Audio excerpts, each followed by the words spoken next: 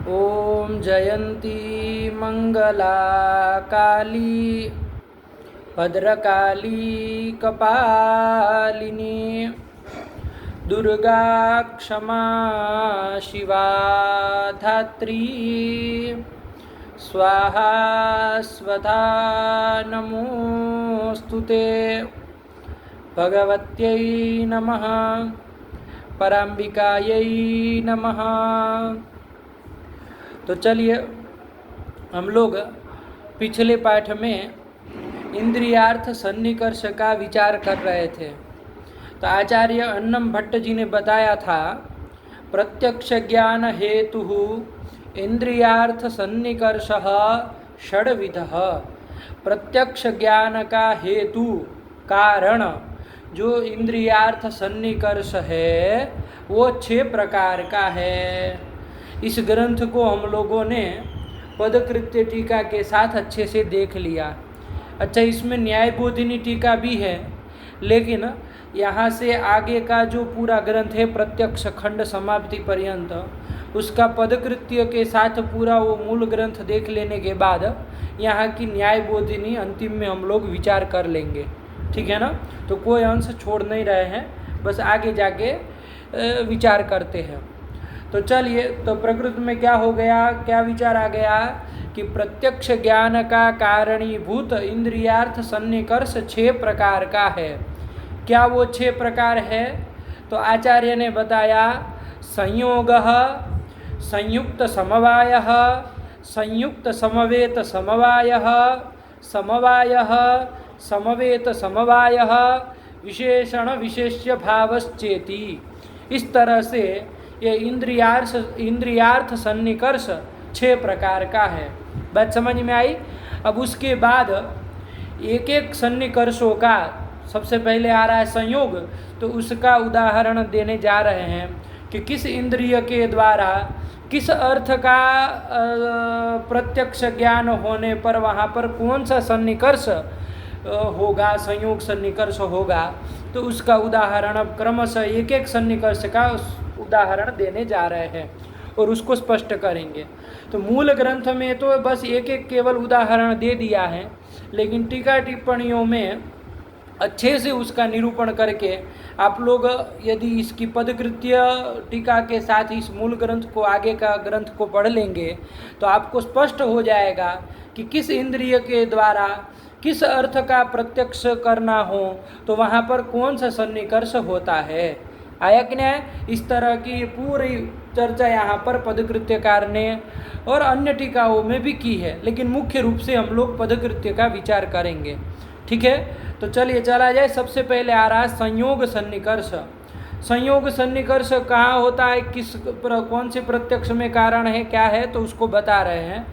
चक्षुषा घट प्रत्यक्ष जनने संयोगः सन्निकर्षः। कि चक्षुरिंद्रिय के द्वारा जब घट का प्रत्यक्ष करेंगे, घट का प्रत्यक्ष ज्ञान करेंगे, तो उस प्रत्यक्ष ज्ञान जनने संयोगः सन्निकर्षः। चक्षुरिंद्रिय के द्वारा जो घट का प्रत्यक्ष ज्ञान हो रहा है, उस प्रत्यक्ष ज्ञान के प्रति संयोग सन्निकर्ष कारण होगा। आया कि नहीं आया? इंद्रियार्थ सन्निकर्ष कारण है, प्रत्यक्ष ज्ञान कार्य है। तो चक्षुरिंद्रिय के द्वारा होने वाला जो घट का प्रत्यक्ष ज्ञान है, अयम घटः इत्याकारक प्रत्यक्ष ज्ञान, उस ज्ञान के प्रति संयोग सन्निकर्ष जो है वो कारण है। तो वही बता रहे, चक्षुषा घट प्रत्यक्ष जनने संयोगः सन्निकर्षः। क्यों? क्योंकि चक्षुरिंद्रिय भी तेज द्रव्य है और घट भी द्रव्य है, तो द्रव्ययोः संयोगः। तो इंद्रिय और अर्थ का सन्निकर्ष कौन सा सन्निकर्ष हुआ है ना? तो संयोग सन्निकर्ष हुआ। आया कि नहीं? ध्यान रखिएगा, इंद्रिय क्या है और अर्थ क्या है। तो चक्षुर इंद्रिय है और घट पदार्थ है, दोनों का सन्निकर्ष कौन सा होगा? संयोग सन्निकर्ष होगा। और वो संयोग सन्निकर्ष होने के बाद घट का प्रत्यक्ष ज्ञान होगा, अयम घटः। ठीक हुआ? तो वही कह रहे, चक्षुषा घट प्रत्यक्ष जनने संयोगः सन्निकर्षः। तो यहाँ तो इन्होंने एक उदाहरण दे दिया। अब ऐसे अन्यत्र सभी जगह आप लोगों को समझना है। जैसे चक्षुर इंद्रिय के द्वारा मान लीजिए पट का प्रत्यक्ष होगा, तो वहाँ पर कौन सा सन्निकर्ष होगा? तो संयोग ही सन्निकर्ष ही होगा, क्योंकि पट भी द्रव्य है, चक्षुर इंद्रिय भी द्रव्य है, तो द्रव्य यो हो संयोग करके संयोग सन्निकर्ष होता है, और तब जा करके पट का प्रत्यक्ष ज्ञान होता है, अयम पटः। तो इस तरह से अन्यत्र भी समझिएगा, इन्होंने उदाहरण के तौर पे एक स्थल बता दिया। ठीक हुआ? अच्छा, एक बात ध्यान दीजिए यहाँ पर, जब संयोग सन्निकर्ष का आप विचार कर रहे हैं, तो किसी भी द्रव्य का प्रत्यक्ष होगा, जिस किसी भी द्रव्य का प्रत्यक्ष होगा किसी भी इंद्रिय के द्वारा, तो वहाँ संयोग ही सन्निकर्ष होगा। ऐसा हमको आप लोग भी विचार करिए, क्या आ रहा है? अरे भाई कोई भी इंद्रिय, जो भी इंद्रिय से, अभी हम लोग विचार करेंगे कि किस किस इंद्रिय से द्रव्य का प्रत्यक्ष होता है, ये विचार करेंगे। लेकिन अभी सामान्य रूप से अपने से विचार कर लीजिए कि जिस किसी भी इंद्रिय से किसी भी द्रव्य का, जिस किसी द्रव्य का प्रत्यक्ष होगा, तो वहाँ पर सन्निकर्ष कौन होगा? संयोग ही सन्निकर्ष होगा, क्योंकि पदार्थ कौन है, अर्थ कौन है? आपका द्रव्य ही है। इंद्रिया जो भी रहेगी, 6 इंद्रियों में से सारी की सारी इंद्रिया द्रव्य स्वरूपा ही है, तो द्रव्य यो हो संयोग, तो संयोग सन्निकर्ष ही होगा। द्रव्य प्रत्यक्षे, है ना, बता बोल नहीं रहे अभी किस इंद्रिय से, उसको हम बता दे रहे अभी, लेकिन अभी सामान्य रूप से इतना जानिए कि द्रव्य प्रत्यक्षे संयोग सन्निकर्ष, जिस किसी भी द्रव्य का प्रत्यक्ष होगा जिस किसी भी इंद्रिय के द्वारा, तो वहाँ पर सन्निकर्ष कौन सा होगा? संयोग सन्निकर्ष ही होगा, क्योंकि इंद्रिय भी द्रव्य स्वरूपा है, अर्थ भी आपका द्रव्य ही है, इसलिए संयोग सन्निकर्ष ही होगा। बैठी बात? यही तो, ये ध्यान रखिएगा, ताकि फटाक से आप कहीं भी यदि पूछ लिया जाए तो आप तुरंत बता सके कि कौन सा सन्निकर्ष होता है। बैठ गई बात? चलिए, अच्छा, अब ये विचार किया जाए कि भैया द्रव्य का प्रत्यक्ष किस किस इंद्रिय के द्वारा होता है ना? द्रव्य का प्रत्यक्ष किस किस इंद्रिय के द्वारा होता है? तो ध्यान रखिएगा, जो षड्विध इंद्रिया है, घ्राणादि 6 इंद्रिया है, उसमें से केवल 3 इंद्रियों के द्वारा ही द्रव्य का प्रत्यक्ष होता है ना? कौन 3 इंद्रिया वो? तो सबसे पहले है चक्षुहु, चक्षुर इंद्रिय के द्वारा द्रव्य का प्रत्यक्ष होता है ना? जैसे घटपट आदि जितने भी द्रव्य है, चाहे पृथ्वी द्रव्य हो, चाहे जल द्रव्य हो, चाहे तेज हो, है ना, तो इनका प्रत्यक्ष किस इंद्रिय के द्वारा? चक्षुर इंद्रिय के द्वारा। तो एक तो चक्षुर इंद्रिय के द्वारा द्रव्य का प्रत्यक्ष होता है, समझ में आ रहा है? दूसरी कौन इंद्रिय के द्वारा द्रव्य का प्रत्यक्ष होता है? त्वगिंद्रिय के द्वारा भी द्रव्य का प्रत्यक्ष होता है। आप त्वगिंद्रिय से इसे छू करके बता सकते हैं ये घट है, ये पट है, क्या है, एक ना? तो त्वगिंद्रिय के द्वारा भी घट का प्रत्यक्ष होता है, द्रव्य का प्रत्यक्ष होता है। बात समझ में आई?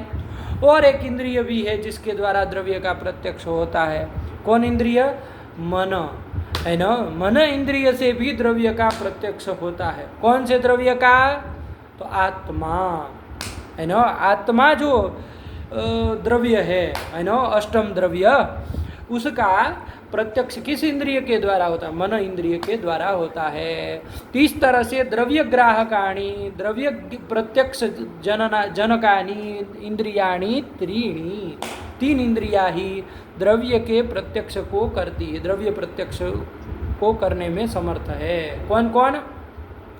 तो चक्षुर इंद्रिय, त्वगिंद्रिय और मन इंद्रिय। टीका टिप्पणियों में लिख भी दिया होगा, कहीं आप देखेंगे तो, है ना, दीपिका वगैरह चाहे और भी टीकाओं में देखेंगे तो, जैसे न्यायबोधिनी में ही लिख दिए हैं, है ना, पढ़ेंगे तो हम लोग आएगा। द्रव्य ग्राहकाणी इंद्रियाणी चक्षुस्त्वंग मनांसी त्रीणी एव। आया कि नहीं आया? कि द्रव्य ग्राहकाणी, द्रव्य के प्रत्यक्ष को कर, द्रव्य का प्रत्यक्ष ज्ञान कराने वाली इंद्रिया 3 ही है। कौन वो? तो कहा चक्षुस्त्वंग मनांसी, चक्षुर इंद्रिय, त्वगिंद्रिय और मन इंद्रिय। शेष जो इंद्रिय है घ्राणेन्द्रिय है, तो घ्राणेन्द्रिय के द्वारा द्रव्य का प्रत्यक्ष नहीं होता है। घ्राणेन्द्रिय के द्वारा पुष्प में रहने वाले गंध का तो प्रत्यक्ष होगा, गुण का, गुणादि का तो प्रत्यक्ष होगा, आया कि नहीं आया? लेकिन द्रव्य का, पुष्प का प्रत्यक्ष घ्राणेन्द्रिय से नहीं हो सकता है। आया कि नहीं आया? ऐसे ही दूसरी इंद्रिय है रसनेन्द्रिय।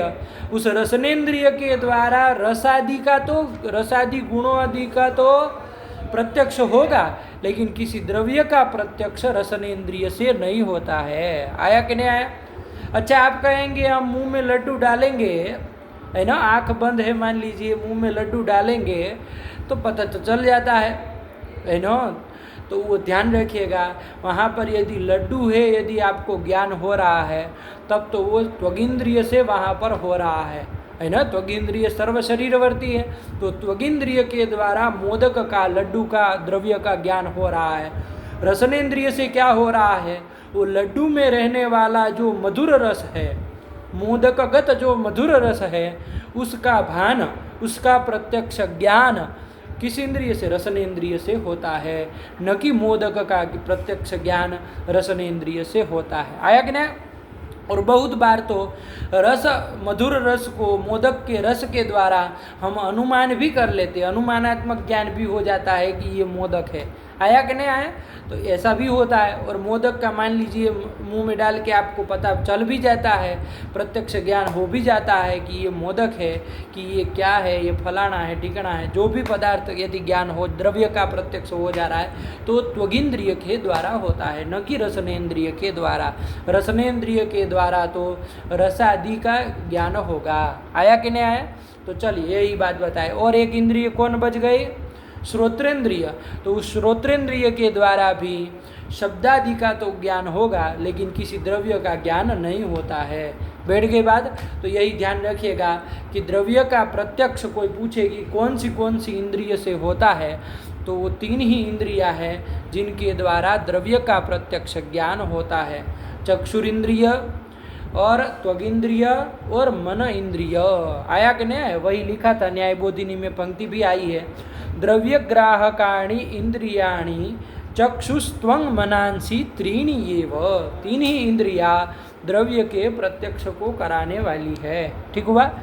अन्यानि घ्राण रसन श्रवणानि गुणग्राहकाणि। लिख दिए कि अन्य जो घ्राण रसना इंद्रिय और श्रवण इंद्रिय, वो सब जो 3 इंद्रियां हैं, वो सब गुणादि ग्राहकाणि, गुणादि का ज्ञान कराएगी। द्रव्य का ज्ञान, द्रव्य का प्रत्यक्ष उन इंद्रियों के द्वारा नहीं होता है। बैठ गई बात? तो चलिए, तो ध्यान रखिएगा, कुल मिला के बात क्या समझ में आई कि जिस किसी भी इंद्रिय से, चाहे वो चक्षुरिंद्रिय हो, चाहे वो त्वगिंद्रिय हो, चाहे वो मन इंद्रिय हो, उन तीनों में से किसी भी इंद्रिय के द्वारा जिस किसी भी द्रव्य का प्रत्यक्ष होगा, तो वहाँ पर सन्निकर्ष कौन सा होगा? संयोग ही सन्निकर्ष होगा। आया कि नहीं आया? द्रव्य प्रत्यक्षे सर्वत्र संयोग एवं सन्निकर्ष। ये बात अपने दिमाग में बिठा के रखिएगा, है ना। मूलकार तो केवल उदाहरण एक दे देते हैं कि यहाँ पर संयोग इस इंद्रिय के द्वारा इस अर्थ का प्रत्यक्ष करने पर वहाँ पर संयोग सन्निकर्ष हुआ, एक बता देंगे। लेकिन आप सभी स्थलों को देख करके निष्कर्ष निकाल के अपने पास रखिएगा कि कहाँ पर किस इंद्रिय के द्वारा किस अर्थ का प्रत्यक्ष होने पर कौन सा सन्निकर्ष होता है। बैठ गई बात? तो वही था। चलिए, मूल तो ग्रंथ लग ही गया है। चक्षुषा घट प्रत्यक्ष जनने संयोग सन्निकर्ष हो गया। आगे क्या आया? संयोगम उदाहरति। पदकृत्य देख लिया जाए। संयोग का, संयोग सन्निकर्ष का उदाहरण दे रहे हैं चक्षुषा इत्यादि ग्रंथ के द्वारा। ठीक है, वो तो जान ही रहे। तथा च, देखिए अब ये पदकृत्य का निष्कर्ष निकाल के दे रहे हैं। तथा च द्रव्य चाक्षुष त्वाच मानसेषु संयोग एव सन्निकर्षः इति भावः। कि द्रव्य का चाक्षुष प्रत्यक्ष हो, चाहे द्रव्य का त्वाच प्रत्यक्ष हो, चाहे द्रव्य का मानस प्रत्यक्ष ज्ञान हो, इन सब के प्रति संयोग एवं सन्निकर्ष, वहाँ संयोग सन्निकर्ष ही होता है। आया कि नहीं? और द्रव्य का यही हो सकता है। अरे द्रव्य का चाक्षुष मतलब चक्षुरिंद्रिय के द्वारा होने वाला प्रत्यक्ष ज्ञान, उसको क्या कहेंगे? द्रव्य चाक्षुष कहेंगे। और द्रव्य त्वाच मतलब द्रव्य त्वगिंद्रिय से होने वाला जो द्रव्य विषय का ज्ञान है, उसको द्रव्य त्वाच प्रत्यक्ष ज्ञान कहेंगे। ऐसे ही मानस मतलब द्रव्य मानस मतलब मन इंद्रिय के द्वारा होने वाले द्रव्य प्रत्यक्ष को क्या कहेंगे? द्रव्य मानस प्रत्यक्ष कहेंगे। तो ये जो और 3 ही हो सकते, और किसी इंद्रिय से तो द्रव्य का ज्ञान होता नहीं। अभी अभी हम लोगों ने देखा चक्षुरिंद्रिय, त्वगिंद्रिय और मन इंद्रिय के द्वारा ही द्रव्य का प्रत्यक्ष होता है, अन्य किसी इंद्रिय के द्वारा होता नहीं। तो वही उसी चीज़ को ध्यान में रख के लिख रहे हैं कि द्रव्य का चाक्षुष प्रत्यक्ष हो, द्रव्य का त्वाच प्रत्यक्ष हो, अथवा तो द्रव्य का मानस प्रत्यक्ष ज्ञान हो, कोई भी ज्ञान हो तीनों में से, वहाँ पर संयोग ही सन्निकर्ष होगा। क्योंकि वो चक्षुरिंद्रिय, त्वगिंद्रिय और मन इंद्रिय ये सब द्रव्य है, और चूँकि अर्थ भी द्रव्य ही है, तो द्रव्य का प्रत्यक्ष है तो अर्थ भी द्रव्य ही है, तो संयोग ही सन्निकर्ष होगा। बैठ के बाद वही लिख रहा है, तथा च द्रव्य चाक्षुष त्वाच मानसेषु संयोग एव सन्निकर्षः इति भावः। ये मूल ग्रंथकार का आशय है, भाव है। आया कि नहीं आया? तो ये यहाँ का मूल ग्रंथ लग गया। बहुत सुंदर संयोग सन्निकर्ष एकदम स्पष्ट हो गया कि कहाँ पर संयोग सन्निकर्ष होता है। ठीक हो गया? चलिए यही बात है। आगे चले, क्या आ रहा है? अब दूसरा सन्निकर्ष की ओर आगे बढ़ रहे हैं। संयोग तो देख लिए, अब आया संयुक्त समवाय। तो संयुक्त समवाय सन्निकर्ष कहाँ होता है भैया? कौन इंद्रिय के द्वारा किस पदार्थ का प्रत्यक्ष करना हो तो वहाँ पर संयुक्त समवाय सन्निकर्ष होता है। तो उसी को यहाँ आगे के ग्रंथ के द्वारा बता रहे स्वयं अन्नम भट्ट जी। क्या कह रहे हैं? घटरूप प्रत्यक्ष जनने संयुक्त समवाय सन्निकर्षः। घट रूप का प्रत्यक्ष करने पर वहाँ पर संयुक्त समवाय सन्निकर्ष होता है ना। घट रूप का प्रत्यक्ष है ना। अभी तो पहले घट प्रत्यक्ष कहा था, अब कह रहे घट रूप का। घटगत जो रूप है, श्याम रूप हो चाहे रक्त रूप हो, जो भी रूप हो, वो घटगत रूप का प्रत्यक्ष ज्ञान करना हो किस इंद्रिय से? अरे चक्षुर इंद्रिय से। रूप का ज्ञान किससे होता है? और चक्षुषा यहाँ भी जोड़ दीजिएगा, है ना। चक्षुषा यहाँ भी अनुवर्तन ले आइएगा, है ना। तो चक्षुषा घटरूप प्रत्यक्ष जनने कि चक्षुर इंद्रिय के द्वारा घट रूप का प्रत्यक्ष ज्ञान के प्रति संयुक्त समवाय सन्निकर्षः। वहाँ पर अब देखिए, यहाँ ध्यान दीजिए, इंद्रिय कौन हुई? चक्षुर इंद्रिय। अर्थ क्या हुआ? घटगत रूप। रूप यहाँ अर्थ है, तो इंद्रिय और अर्थ का कौन सा सन्निकर्ष होगा? तो यहाँ तो संयोग नहीं हो पाएगा, क्योंकि चक्षुर इंद्रिय द्रव्य है और घटगत रूप है, वो गुण है। आया कि नहीं?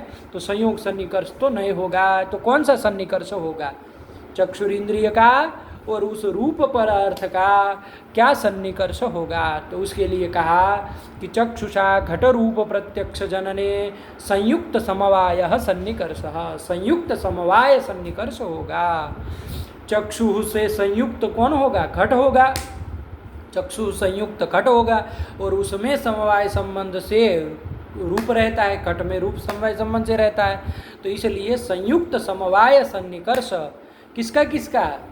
अरे चक्षुर इंद्रिय का और घटगत रूप का संयुक्त समवाय सन्निकर्ष हो जाएगा, संबंध हो जाएगा।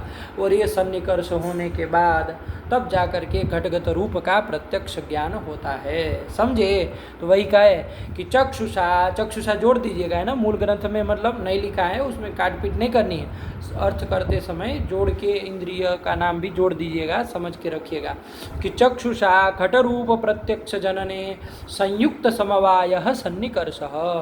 ठीक हुआ कि चक्षुर इंद्रिय के द्वारा घट रूप प्रत्यक्ष ज्ञान जो होता है, वहाँ पर उसके प्रति संयुक्त समवाय सन्निकर्ष कारण है। ठीक हुआ। चलिए, तो उसको समन्वय करके दिखा भी रहे हैं कि चक्षु संयुक्ते घटे रूपस्य समवायात। अरे भैया, संयुक्त समवाय सन्निकर्ष होगा, आपने कह दिया। क्यों होगा? तो उसमें कह रहे हैं कि चक्षु संयुक्त घट में रूप चूँकि समवाय संबंध से रहता है, इसलिए चक्षुर इंद्रिय का और उस घटगत रूप का सन्निकर्ष होगा। चक्षु संयुक्त समवाय सन्निकर्ष, संयुक्त समवाय सन्निकर्ष होता है। बैठ गए बात? चलिए, बहुत सुंदर। मूल ग्रंथ तो आ ही रहा है, सरल ही है। पदकृत्यकार क्या कह रहे हैं? घट रूपेति, प्रतिक्रिय घट रूपेति चक्षुषा इति अनुसज्जते। हाँ, कि चक्षुषा इसका यहाँ भी संबंध करना। अरे पूर्व में चक्षुषा आया था ना, तो उस चक्षुषा का संबंध यहाँ भी करना कि चक्षुषा घट रूप प्रत्यक्ष जनने। चलो, हाँ, तो वही लिख दिए, चक्षुषा इति अनुसज्जते, संबध्यते। तथा च, अब तथा च करके देखिए, पूरा निष्कर्ष निकाल के बताएंगे, है ना। क्या कह रहे हैं? द्रव्य समवेत चाक्षुष त्वाच मानस रासन घ्राण जेषु संयुक्त समवाय एव सन्निकर्षः इत्यर्थः। ये समझना है ना, ये सब निकाल के दे रहे हैं। देखिए बढ़िया काम कर दिए पदकृत्यकार। आया कि नहीं आया? मूलकार ने तो एक उदाहरण मात्र दिया, लेकिन पदकृत्यकार एकदम से निकाल के रख दे रहे हैं आपके सामने, है ना, नवनीत निकाल के रख दे रहे हैं। क्या कह रहे हैं कि द्रव्य समवेत, द्रव्य में समवाय संबंध से रहने वाला जो पदार्थ है, रूप आदि, जैसे घट द्रव्य है, उसमें समवेत कौन है? रूप है, रस है, और भी बहुत कुछ रहेगा। तो द्रव्य में समवाय संबंध से रहने वाला जो भी पदार्थ है, उस पदार्थ का चाहे चाक्षुष प्रत्यक्ष हो, त्वाच प्रत्यक्ष हो, मानस प्रत्यक्ष हो, रासन प्रत्यक्ष हो, चाहे घ्राणज प्रत्यक्ष हो, सब में संयुक्त समवाय ही सन्निकर्ष होगा। द्रव्य समवेत पदार्थ का, है ना, द्रव्य में समवाय संबंध से रहने वाले पदार्थ का, है ना, जो भी प्रत्यक्ष होगा, तो वहाँ पर कौन सा संयोग सन्निकर्ष होगा? तो संयुक्त समवाय सन्निकर्ष होगा, क्योंकि उन इंद्रियों से संयुक्त कौन हो जाएगा? द्रव्य हो जाएगा, और उसमें समवाय संबंध है ना, वो संवेद पदार्थ रह रहा है। आया कि नहीं आया? रूप आदि। तो इसलिए उनके प्रत्यक्ष में संयुक्त समवाय सन्निकर्ष होगा। आया कि नहीं? और चलिए यही कर दिए। और द्रव्य समवेत पदार्थ का कौन सा प्रत्यक्ष होता है, ये भी जाने रहिए। देखिए लिख दिए नाम कि चाक्षुष, चक्षुरिंद्रिय से भी द्रव्य समवेत पदार्थ का प्रत्यक्ष होता है। त्वाच मतलब त्वगिंद्रिय से भी प्रत्यक्ष होता है। मानस मन इंद्रिय से भी होता है। रासन रसनेन्द्रिय से भी होता है। और घ्राणज मतलब घ्राणेन्द्रिय से भी घ्राणज प्रत्यक्ष होता है। आया कि नहीं आया? तो इस तरह से द्रव्य समवेत जो पदार्थ है, जिनका उन चक्षुरादि इंद्रियों से चाक्षुष आदि जितने भी प्रत्यक्ष हो रहे हैं, वहाँ पर संयुक्त समवाय सन्निकर्ष ही होगा। आया कि नहीं? अच्छा, इसमें एक प्रत्यक्ष को छोड़ रहा है। किसको छोड़ रहा है? देखिए 5 ही तो आए, चाक्षुष, त्वाच, मानस, रासन और घ्राणज। एक कोई छोड़ रहा है। कौन सा छोड़ रहा है? श्रौत्र प्रत्यक्ष छोड़ रहा है ना, क्योंकि द्रव्य समवेत का श्रौत्र प्रत्यक्ष तो होता है, लेकिन वहाँ संयुक्त समवाय सन्निकर्ष नहीं होगा। जैसे द्रव्य श्रौत्र प्रत्यक्ष का शब्द का होता है ना, तो शब्द जो है, ध्यान दीजिएगा, समझिएगा बात को अच्छे से। शब्द जो है वो किस में? आकाश में रहती है ना। शब्द जो है वो कहाँ रहता है? आकाश में रहता है। तो द्रव्य हुआ आकाश, उसमें समवाय संबंध से रहने वाला समवेत पदार्थ हुआ शब्द। उस का जो श्रौत्र प्रत्यक्ष होगा, शब्द का जो श्रौत्र प्रत्यक्ष होगा, द्रव्य समवेत जो शब्द है उसका जो श्रौत्र प्रत्यक्ष होगा, वहाँ संयुक्त समवाय सन्निकर्ष नहीं होगा, क्योंकि उसका श्रवणेन्द्रिय के द्वारा प्रत्यक्ष, श्रोत्रेंद्रिय से प्रत्यक्ष होता है। वहाँ पर कौन सा सन्निकर्ष होगा वो तो आगे बताएंगे, है ना। उसको क्या करेंगे? आगे स्वयं बताएंगे कौन सा सन्निकर्ष होगा। वहाँ समवाय सन्निकर्ष होता है, संयुक्त समवाय नहीं होता है, क्योंकि श्रोत्रेंद्रिय भी स्वयं आकाश रूपा इंद्रिय, आकाश रूप इंद्रिय है, और शब्द उसी का गुण ही है। तो साक्षात समवाय ही सन्निकर्ष हो जाता है, इसलिए उसको छोड़ के यहाँ पर संयुक्त समवाय को बता रहे। आया कि नहीं? तो बेटी बात, द्रव्य समवेत चाक्षुष, त्वाच, मानस, रासन, घ्राणजेषु संयुक्त समवाय एवं सन्निकर्ष। आया कि नहीं? अच्छा देख लो एक एक उदाहरण। द्रव्य समवेत चाक्षुष किसका होता है? जैसे घटगत जो रूप है ना, तो वो द्रव्य समवेत उसका चाक्षुष प्रत्यक्ष होगा। अरे वो द्रव्य घट द्रव्य हुआ, उसमें समवेत समवाय संबंध से रहने वाला रूप, उसका तो किस इंद्रिय से प्रत्यक्ष होता है? चक्षुरिंद्रिय से होता है, तो उसको चाक्षुष प्रत्यक्ष कहेंगे। तो द्रव्य समवेत का जो चाक्षुष प्रत्यक्ष हो रहा है रूप का, उसके वहाँ पर सन्निकर्ष कौन सा होगा? तो वहाँ चक्षुरिंद्रिय का और उस रूप का सन्निकर्ष होगा संयुक्त समवाय सन्निकर्ष। आया कि नहीं? ऐसे ही द्रव्य समवेत का त्वाच प्रत्यक्ष भी होता है ना। कौन? जैसे द्रव्य हुआ, द्रव्य समवेत पदार्थ का त्वाच प्रत्यक्ष, त्वग इंद्रिय से होने वाला त्वाच प्रत्यक्ष। तो जैसे त्वग इंद्रिय के द्वारा स्पर्श का ग्रहण होता है कि नहीं होता है? शीत उष्ण, जल के शीत स्पर्श का और तेज के उष्ण स्पर्श का ज्ञान होता है, और पृथ्वी और वायु के अनुष्णा शीत स्पर्श का ज्ञान त्वगिंद्रिय के द्वारा होता है कि नहीं होता है? तो ये जो स्पर्श जो कि द्रव्य समवेत है, अरे स्पर्श जो है वो पृथ्वी, जल, तेज, वायु इन द्रव्यों में समवाय संबंध से रहता है कि नहीं रहता है? तो स्पर्श हुआ, द्रव्य समवेत हुआ, उसका जो त्वाच प्रत्यक्ष हुआ, त्वगिंद्रिय के द्वारा प्रत्यक्ष ज्ञान होगा, तो वहाँ पर कौन सा सन्निकर्ष होगा? तो वहाँ संयुक्त समवाय ही सन्निकर्ष होगा, क्योंकि त्वगिंद्रिय से संयुक्त होगा वो पृथ्वी आदि द्रव्य, और उसमें समवाय संबंध से वो स्पर्श रहता है, शीतोष्ण आदि स्पर्श रहता है। तो इसलिए वहाँ पर त्वगिंद्रिय का और उस शीतोष्ण आदि स्पर्श का सन्निकर्ष होगा। कौन सा सन्निकर्ष होगा? संयुक्त समवाय सन्निकर्ष होगा। अच्छा, ऐसे ही आगे भी आप लोग देख लीजिएगा, मानस का भी एक देख लीजिए, जैसे आत्मा में सुख दुख आदि है कि नहीं है?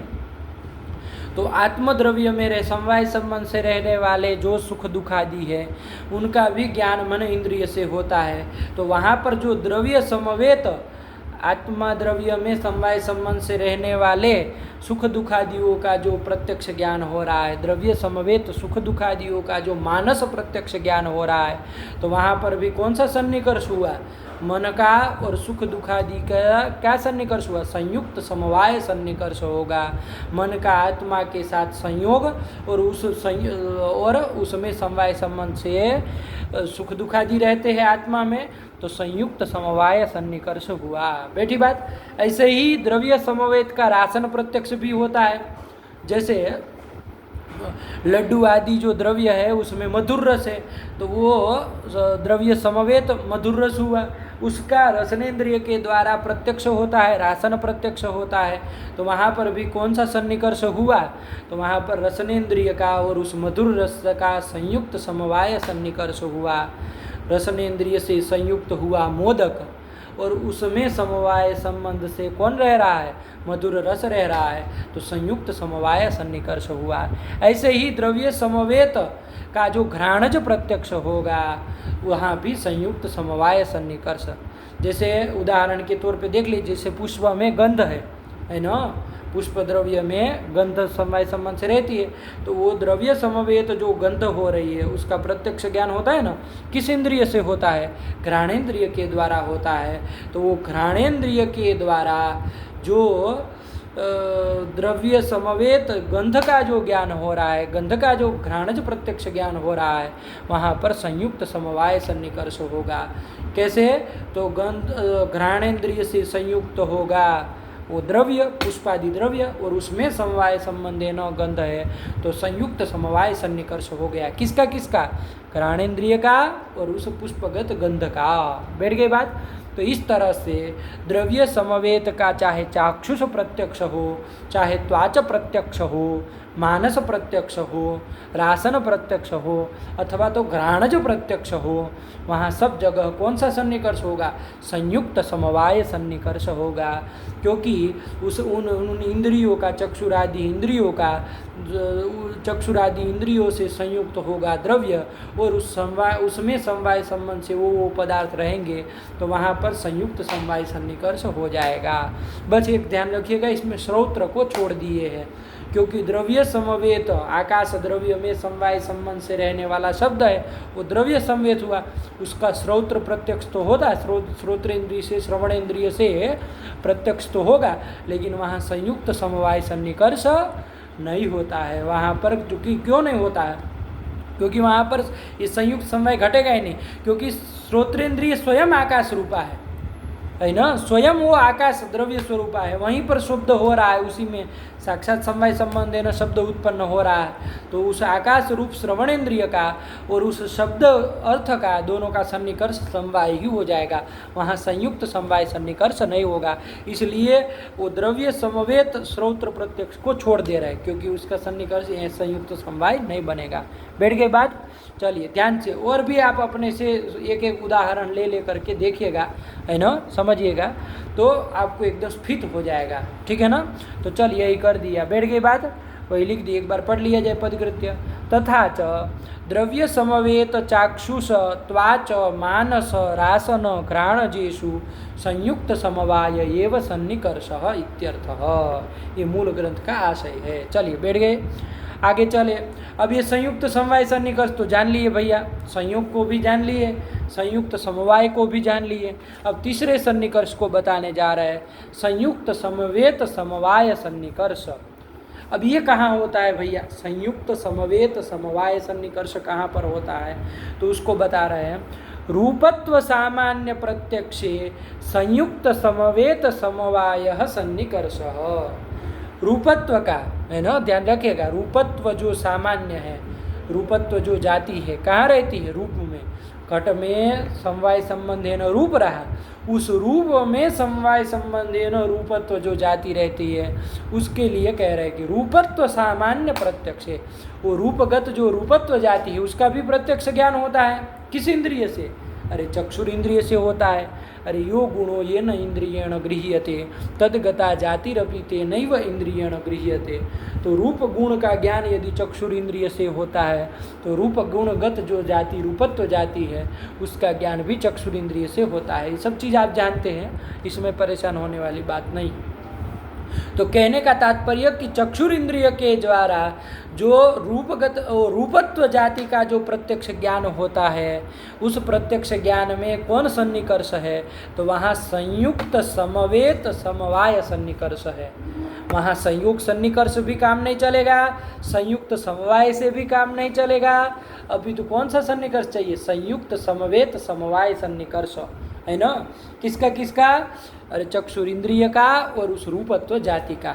घटा लीजिए, चक्षु से संयुक्त कौन हो जाएगा, घट हो जाएगा। उसमें समवेत कौन है, रूप है। उसमें समवाय संबंध से कौन रहता है, रूपत्व जाति रहती है।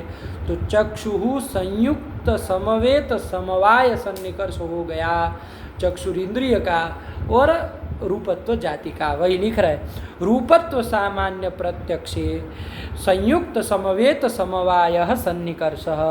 उसको समन्वय भी करके बता दे रहा है। चक्षु संयुक्ते घटे रूपम समवेतम तत्र रूपत्वस्य समवायात्। क्यों यहाँ संयुक्त समवेत समवाय सन्निकर्ष होता है, तो कहा चक्षु से संयुक्त घट हुआ, उस घट में रूप समवाय, उसमें समवेत है रूप, और उस रूप में तत्र मतलब रूपे रूपत्व समवाय संबंध से रहता है। तो चक्षु संयुक्त समवेत समवाय सन्निकर्ष हो गया चक्षुर इंद्रिय का और रूपत्व का। आया कि नहीं, ध्यान रखिएगा। चक्षु संयुक्ते घटे रूपम समवेतम, चक्षु संयुक्त घट में रूप समवाय संबंध से रहता है तो रूप समवेत हुआ, और तत्र मतलब रूपे रूपत्वस्य समवायात्, रूपत्व समवाय संबंध से रहता है, इसलिए संयुक्त समवेत समवाय सन्निकर्ष हो जाएगा। ठीक हुआ, रूपत्व सामान्य प्रत्यक्षे संयुक्त समवेत समवाय सन्निकर्ष, वही कह दिए। चलिए, सरल था, मूल ग्रंथ तो आ ही गया होगा। पदकृत्य देखे, रूपत्वेति क्या कह रहे हैं, रूपत्वात्मकम यत् सामान्यम तत्प्रत्यक्षे इत्यर्थः। हाँ, यहाँ रूपत्व सामान्य प्रत्यक्ष लिखा ना, तो रूपत्व सामान्य मतलब क्या, तो रूपत्वात्मकम यत् सामान्यम, सामान्य मतलब जाति, तो रूपत्वात्मक जो जाति है ना, तो वही कर्मधारय समास है। और कोई मत ये मत समझ लिए रूपत्व से सामान्य, रूपत्व का जो सामान्य, ऐसे अर्थ मत कर लीजिए। रूपत्व जो सामान्य, रूपत्व जो जाति, तस्य प्रत्यक्षे जननीय, उसका प्रत्यक्ष ज्ञान करना हो तो वहाँ पर संयुक्त समवेत समवाय सन्निकर्ष होगा। वही कहे, रूपत्वात्मकम यत् सामान्यम तत्प्रत्यक्षे इत्यर्थः। अत्रापि चक्षुषा इति अनुसज्यते, यहाँ भी चक्षुषा का अनुसंबंध कर दीजिएगा, अनुवर्तन कर लीजिएगा, है ना, कि चक्षुषा रूपत्व सामान्य प्रत्यक्षे संयुक्त समवेत समवाय सन्निकर्ष। आया कि नहीं, चलिए। तथा च, अब तथा च करके देखिए, वैसे ही पूरा निकाल के दे रहे हैं आपको, है ना, कि कहाँ पर संयुक्त समवेत समवाय सन्निकर्ष होता है। तथा च द्रव्य समवेत समवेत चाक्षुष रासन घ्राणज स्पार्शन मानसेषु संयुक्त समवेत समवाय एव सन्निकर्षः इति भावः। द्रव्य समवेत समवेत का जो प्रत्यक्ष ज्ञान होगा, द्रव्य में समवेत रूपादि होंगे, उसमें समवेत जो रूपत्वादि होंगे, उनका जो प्रत्यक्ष ज्ञान होगा, वो प्रत्यक्ष ज्ञान कौन सा है, तो उसमें भी कह दे रहे हैं कि वो चाक्षुष हो, चाहे रासन हो, घ्राणज हो, स्पार्शन हो, चाहे मानस हो, उन प्रत्यक्ष ज्ञान के प्रति संयुक्त समवेत समवाय ही सन्निकर्ष होता है। बैठ गई बात, एकदम क्लियर। चलिए वही कहा है, तथा च द्रव्य समवेत समवेत चाक्षुष रासन घ्राणज स्पार्शन मानसेषु संयुक्त समवेत समवाय एवं सन्निकर्ष इति भावः। अच्छा, यहाँ भी श्रावण प्रत्यक्ष को छोड़ रहा है ना, क्योंकि द्रव्य समवेत समवेत वहाँ क्या होगा, शब्दत्व होगा। अरे द्रव्य हुआ आकाश, उसमें समवाय संबंध से समवेत हुआ शब्द, और उसमें समवेत समवाय संबंध से रहता है शब्दत्व, तो उसका जो श्रावण प्रत्यक्ष होता है, द्रव्य समवेत समवेत शब्दत्व हुआ, उसका जो श्रावण प्रत्यक्ष होता है, तो वहाँ ये संयुक्त समवेत समवाय सन्निकर्ष नहीं होता है। वहाँ पर तो अगला आगे सन्निकर्ष बताएंगे, पांचवा सन्निकर्ष समवेत समवाय सन्निकर्ष वो होता है, संयुक्त समवेत समवाय सन्निकर्ष नहीं होता, इसलिए उसको छोड़ दे रहे हैं। ठीक है ना, ध्यान रखिएगा कि भाई किसको ले रहे, किसको छोड़ रहा है। तो बैठ गई बात। तो द्रव्य समवेत समवेत चाक्षुष रासन घ्राणज स्पार्शन मानसेषु संयुक्त समवेत समवाय एवं सन्निकर्षः इति भावः। ठीक हो गया। चलिए, सरल है एकदम, कोई वो बड़ी बात नहीं है। चलिए अब क्या अथ करके यहाँ ये शंका कर रहे पदकृत्यकार है ना, अथ आदि ग्रंथ के द्वारा, तो उसको ध्यान से समझिए। ये कायदे की शंका है। क्या कर रहे हैं, अथ द्रव्य तत्समवेत प्रत्यक्षेपि संयुक्त समवेत समवाय एव सन्निकर्षो अस्तु इति चेत। यहाँ तक की शंका है अथ ग्रंथ के द्वारा, बहुत सुंदर शंका है, ध्यान से समझिए। क्या कह रहे हैं कि द्रव्य तत्समवेत प्रत्यक्षेपि, द्रव्य के प्रत्यक्ष में और तत्समवेत मतलब द्रव्य समवेत के प्रत्यक्ष में भी संयुक्त समवेत समवाय एवं सन्निकर्ष अस्तु। द्रव्य के प्रत्यक्ष में भी संयुक्त समवेत समवाय सन्निकर्ष मानिए, और द्रव्य के समवेत के प्रत्यक्ष में भी संयुक्त समवेत समवाय सन्निकर्ष मानिए, है ना। अभी तो हम लोग द्रव्य प्रत्यक्ष में कौन सा सन्निकर्ष होता है, संयोग सन्निकर्ष होता है, संयोग सन्निकर्ष प्रथम सन्निकर्ष को माने थे। द्रव्य समवेत के प्रत्यक्ष में कौन सा सन्निकर्ष होता है, तो संयुक्त समवाय सन्निकर्ष होता है, हम लोग देख के आए थे। लेकिन ये कह रहे हैं कि उन दोनों के प्रत्यक्ष में भी यही तीसरे नंबर का जो ये सन्निकर्ष है उसी को मान लीजिए, मतलब संयुक्त समवेत समवाय सन्निकर्ष को ही मान लीजिए। हटा दीजिए संयोग सन्निकर्ष को और संयुक्त समवाय सन्निकर्ष, पहले दो सन्निकर्षों को हटा दीजिए, वो चाहिए ही नहीं। द्रव्य के प्रत्यक्ष में भी ये तीसरा काम दे देगा, और द्रव्य समवेत के प्रत्यक्ष में भी ये तीसरा सन्निकर्ष काम दे देगा। संयुक्त समवेत समवाय सन्निकर्ष उसी से हो जाएगा। कैसे हो जाएगा, आप कहेंगे भाई द्रव्य का जो घटपट आदि का चक्षुरिंद्रिय के द्वारा प्रत्यक्ष होता है, तो वहाँ तो हम लोगों ने देखा अभी संयोग ही होता है, संयुक्त समवेत समवाय सन्निकर्ष से कैसे काम चलेगा।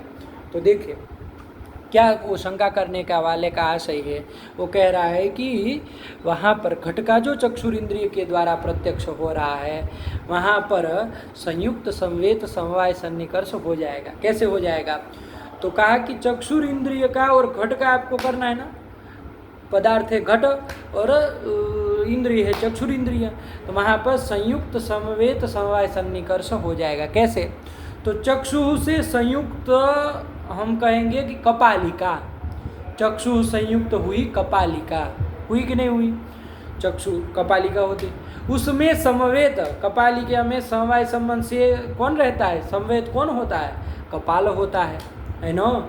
और उस कपाल में समवाय संबंध से कौन रहता है, घट रहता है। तो देखो बन गया ना संयुक्त समवेत समवाय सन्निकर्ष। चक्षु से संयुक्त हुआ कपालिका, उसमें समवेत है कपाल, उसमें समवाय संबंध से रहेगा घट।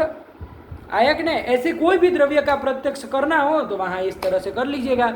वो द्रव्य के अवयव के अवयव जो रहेगा उसको चक्षु संयुक्त बना लेंगे, और उसमें समवेत वो अवयव रहेगा, उसमें समवाय संबंध से आपका वो द्रव्य रहेगा, तो संयुक्त समवेत समवाय सन्निकर्ष हो जाएगा।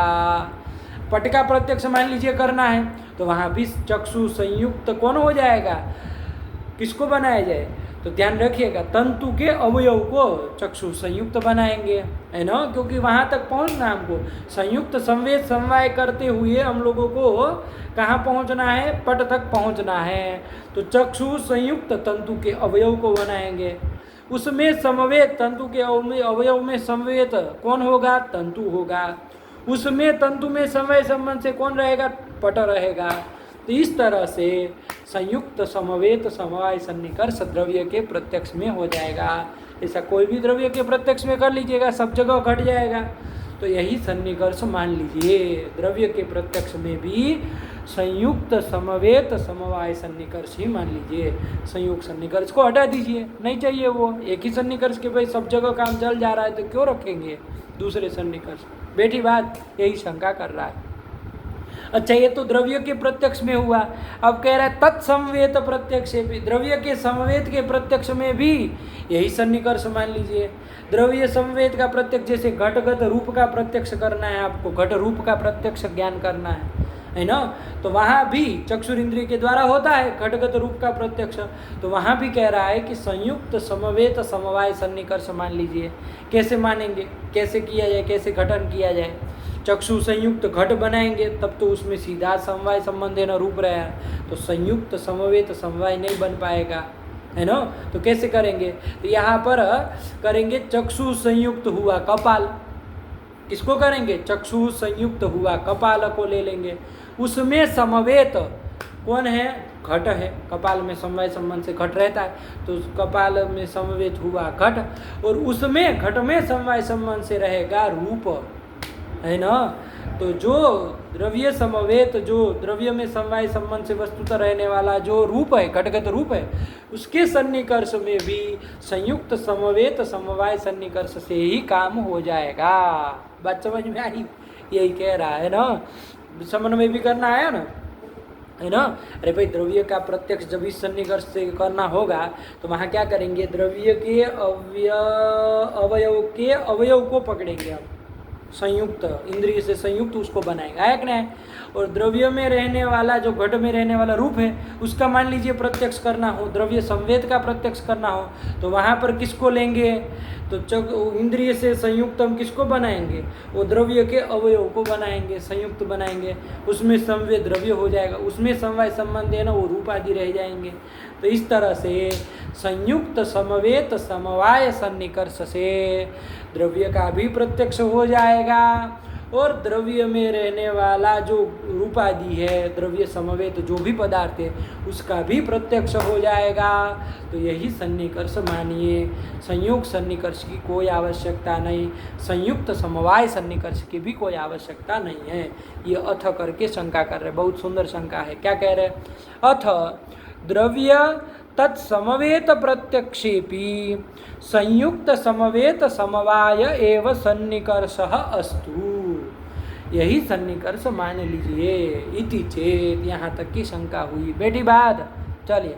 इति चेत नहीं तत्, ये आपका कहना ठीक नहीं है। अब उसका खंडन कर रहे अथ वाले का कि ये कहना ठीक नहीं है। क्यों, क्या भाई, क्यों ठीक नहीं भाई, सही तो है। द्रव्य का प्रत्यक्ष भी हो ही गया इस सन्निकर्ष से, द्रव्य समवेत रूप आदि का प्रत्यक्ष हो ही गया इस सन्निकर्ष से, क्या दिक्कत है। तो कहा कि भैया यहाँ तो हो जाएगा, घट का प्रत्यक्ष, घटगत रूप का प्रत्यक्ष तो इस सन्निकर्ष में हो जाएगा, लेकिन ईश्वरात्मादेहे अनध्यक्षत्व प्रसंगात, आया कि नहीं आया, कि ईश्वर आत्मा देहे, आत्मा का प्रत्यक्ष होता है कि नहीं होता है, मन इंद्रिय के द्वारा आत्मा का प्रत्यक्ष होता है ना, अहम सुखी, तो वहाँ अहम पदार्थ का भी तो ज्ञान हो ही रहा है ना। तो वहाँ जो मन के द्वारा आत्मा का प्रत्यक्ष हो रहा है, तो वो द्रव्य प्रत्यक्ष है। अब देखिए आप, संयुक्त सन्निकर्ष तो मानेंगे नहीं, संयुक्त समवेत समवाय सन्निकर्ष ही मान रहा है, आया कि नहीं। तो द्रव्य प्रत्यक्ष, आत्मा का प्रत्यक्ष करना है हमको, द्रव्य का आत्मा का प्रत्यक्ष ज्ञान करना है, मन इंद्रिय के द्वारा होता है। तो कौन सा सन्निकर्ष मानेंगे, संयुक्त समवेत समवाय सन्निकर्ष मानेंगे। तो यहाँ कैसे घटाएंगे, तो कैसे घटाएंगे?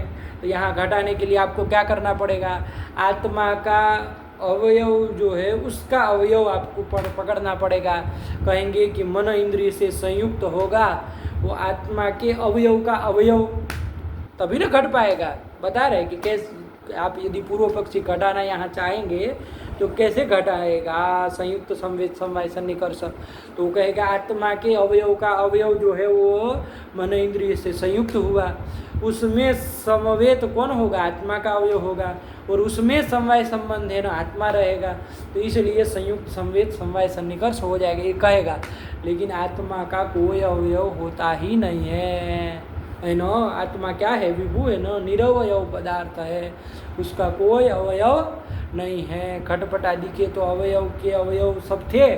घट का अवयव कपाल, कपाल का अवयव कपालिका, तो उस कपालिका से लेकर के आप समन्वय कर दिए, संयुक्त संवेद समवाय सन्निकर्ष घटा दिए, घट प्रत्यक्ष के साथ घट प्रत्यक्ष हो गया उस सन्निकर्ष। लेकिन आत्मा का तो कोई अवयव है नहीं, तो इस तरह से आत्मा के अनध्यक्षत्व की, अप्रत्यक्षत्व की आपत्ति आएगी, क्योंकि संयुक्त संवेद समवाय सन्निकर्ष हुआ नहीं, संयोग आप मान नहीं रहे है ना, संयोग सन्निकर्ष आप मान नहीं रहे हैं, तो आत्मा का प्रत्यक्ष नहीं हो पाएगा, उसकी अनुपपत्ति हो जाएगी, है ना। वही कह रहे ईश्वर आत्मा देहे आत्म सुखादेहे का उसमें लिख भी दिए है, आत्मा सुखादि का अनध्यक्षत्व प्रसंग होने लगेगा, है ना। मतलब अप्रत्यक्षत्व की आपत्ति आएगी, क्योंकि सन्निकर्ष ही नहीं बना मन इंद्रिय के साथ, संयुक्त संवेद समवाय सन्निकर्ष बना ही नहीं, तो उसके अप्रत्यक्षत्व की आपत्ति आएगी, उसका प्रत्यक्ष ज्ञान नहीं हो पाएगा, ये समस्या है। तो इसके लिए आपको क्या मानना पड़ेगा? संयोग सन्निकर्ष मानना पड़ेगा। आया कि नहीं आया? क्या मानना पड़ेगा? संयोग सन्निकर्ष मानना पड़ेगा। संयोग सन्निकर्ष मान लेंगे तब क्या हो जाएगा? कोई दिक्कत नहीं, क्योंकि मन भी द्रव्य है, आत्मा भी द्रव्य है, तो मन और आत्मा का संयोग सन्निकर्ष हो जाएगा, तो उससे आत्मा का अध्यक्षत्व हो जाएगा, प्रत्यक्ष ज्ञान हो जाएगा, कोई दिक्कत इसमें नहीं है, संयोग सन्निकर्ष मानना ही पड़ेगा। ठीक हुआ, ये कर दिए। अच्छा, दूसरा जो सन्निकर्ष था वो क्यों माने, उसको हटा दो कम से कम, ये कहेगा। तो कहा कि उसको भी मानना पड़ेगा, संयुक्त समवाय सन्निकर्ष को भी मानना पड़ेगा।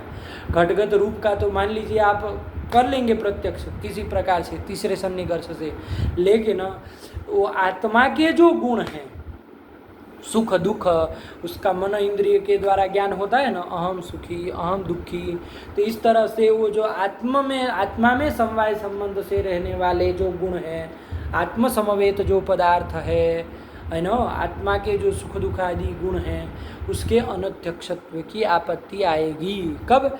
जब दूसरा सन्निकर्ष नहीं मानेंगे, संयुक्त समवाय सन्निकर्ष नहीं मानेंगे। तो क्यों आएगी? क्योंकि यहाँ पर आपको रूप में ले जाने के लिए क्षम्यताम आत्मा के सुख दुख आदि गुणों के साथ सन्निकर्ष करना है, तो कैसे करेंगे? मन इंद्रिय का आत्मगत सुख दुख आदि गुणों के साथ सन्निकर्ष संयुक्त संवेद समवाय तो बन नहीं पाएगा, क्योंकि यदि आत्मा का अवयव होता, मान लीजिए, है ना, एक समझने के लिए बता रहे, यदि आत्मा का अवयव होता तब तो हम कह देते कि मन से संयुक्त होगा वो आत्मा का अवयव, उसमें समवेत हुआ आत्मा, और उसमें समवाय संबंध है ना, सुख दुख आदि हैं, तो संयुक्त समवेत समवाय सन्निकर्ष तब तो बन जाता। लेकिन आत्मा का अवयव तो कोई है नहीं, तो संयुक्त समवेत समवाय सन्निकर्ष से काम नहीं चल पाएगा।